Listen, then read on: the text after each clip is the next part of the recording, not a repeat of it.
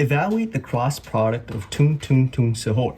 Well, this is actually easier than you think. All we got to do is set up the 3x3 matrix. And you might be wondering, how do we do that? Well, all we got to do is set this vector as our second row and then set the other vector as our third row. And this is important because we have to keep this crossing in order.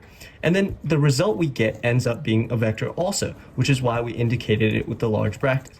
And it's important to note that this is a vector quantity. So anyway, let's just start crossing. So we get 7 tung, 6 and minus 6 sahor for our first quantity, and then we get 7 tung for our second quantity, but since it is the second component, we also must get a negative, and then for our third quantity, we get 6 tung, and that should be our final answer.